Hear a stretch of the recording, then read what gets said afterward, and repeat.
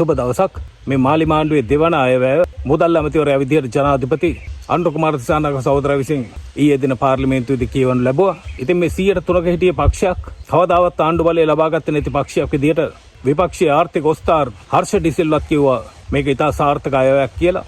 ඇත්තටම මේක සාර්ථක අයවැයක් වෙන්නේ මේකේ තියෙන මානව හිතවාදී ලක්ෂණ මිසක් අර පහුගිය ආණ්ඩුවල තිබුණු ධනවාදී ලක්ෂණ හින්දා නෙමෙයි. මේකෙන් හැමතිස්සෙම උත්සාහ කරලා තියෙන්නේ දෙනවනම් දෙයක් මේ රටේ පොඩි මිනිහට දෙන්න. දැන් මේ අයවැය කතාවේ සාධනීය ලක්ෂණ බොහොමයක් තිබුණත් මං කැමති රජයේ විසින් වාහන ගෙන්නන ප්‍රතිපත්තිය පොඩ්ඩක් පැහැදිලි කරන්න.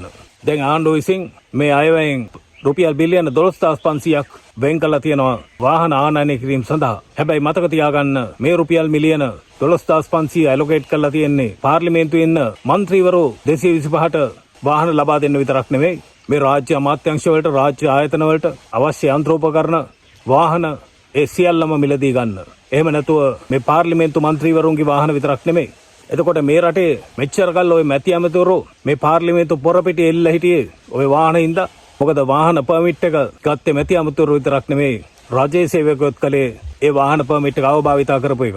හැබැයි මේ ආණ්ඩුව රජයක් විදිහට තීරණයක් අරගෙන තියෙනවා. ඊට පස්සේ කවදාවත් වාහන පර්මිට් සංස්කෘතිය මේ රටේ නැහැ. කිසි කෙනෙකුට වාහන පර්මිට් දෙන්නේ නැහැ. මොකද මේවා සේරම මේ රටේ මහජනතාවගේ මුදල්. නැතුව අනුර කුමාර දිසානායක සහෝදරයවත් විපක්ෂීය මන්ත්‍රීවරුවත් කවුරුවත් ගෙදරින් ගේන සල්ලි නෙමෙයි. මේ ඔක්කොටම යොදවන්නේ මේ රටේ මහජනතාවගේ සල්ලි. එතකොට ආණ්ඩුව අරගෙන තියෙන ප්‍රතිපත්ති මේ තීරණය තමයි මේ රටේ වාහන අවශ්‍ය මන්ත්‍රීවරුන්ට ඩබල් කැබ් රථ ලබා දෙන එක. මොකද මුන් ඇවිල්ලා තියෙන මහජනතාවගේ ඡන්දෙන් මහජනතාවට වැඩ කරන්න ඔය ඩබල් කැබ් එකක් හොඳටම ඇති. මොකද මෙච්චර කල් ඔය පාර්ලිමේන්තුවට ආපු උන් කලේ මේ මහජන සේවයට වැඩිය උන්ගේ පශ්චාත් භාගයට සැප දුන්න එක. අන්තිමට බැලුවාම උන්ගේ පශ්චාත් භාග වලට සැප දෙන්නත් වියදම් කරලා තියෙන මේ රටේ මහජනතාවගේ සල්ලි. දැන් ඔය ඩබල් කැබ් දෙන එකට විපක්ෂයේ උන් විතරක් නෙමෙයි සමහරක් වෙලාවට ආණ්ඩු පක්ෂයනොත් යටින් තරහ ඇති. ඒ වුණත් කරන්න දෙයක් නැහැ. රට වෙනුවෙන් වැඩ කරන්න ආව නම් සැප හොයන්න එපා කියලායි අපිටත් කියන්න තියෙන්නේ. දැන් මේ වන විට ඔය ආණ්ඩුවෙන් ඩබල් කැබ් ගෙන්නන්න ප්‍රසම්පාදන ක්‍රියාවලිය හරහා ටෙන්ඩර් කැඳවලා තියෙනවා. කොහොම නමුත් පාර්ලිමේන්තු මන්ත්‍රීවරුන්ට ඒ වැඩේට සුසු වාහනයක් ලැබෙයි. එහෙම නැතුව සැප ගන්න වාහන මේ ආණ්ඩුවෙන් බලාපොරොත්තු වෙන්න එපා. ඉතින් ඒ අවශ්‍ය වාහන වලට පූර්ණ රක්ෂණයක් ලැබෙයි. ඒ වගේ මේවා නඩත්තු කටයුතු ආණ්ඩුවෙන් කෙරෙයි. එතකොට දැන්ටත් ඒ අමාත්‍යාංශ වලින් ඒ මැති ඇමතිවරුන්ට മന്ത്രിවරුන්ට ඒ ඉන්ධන වියදම් ලබා දෙනවා. දැන් මේ පාර්ලිමේන්තු මැති ඇමතිවරුන්ට ලබා දීපු සියලුම වාහන ඒ දූර කාලය අවසන් වුණාට පස්සේ ඒව නැවත රජයට බාර දීලා යන්න ඕනේ. ඉතින් ඒක තමයි වෙන්න ඕනේ. මොකද මුගේ දූර කාලය අවසන් වුණාට පස්සේ අපිට රුදාවක් නැහැ. ඔය මැති ඇමතිවරු තවදුරටත් නඩත්තු කරන්න. දැන් මේ මැති ඇමතිවරුන්ගේ වාහන සම්බන්ධයෙන් විජිතේරත් කියපු කතාව මට ඇල්ලුවේ නැහැ.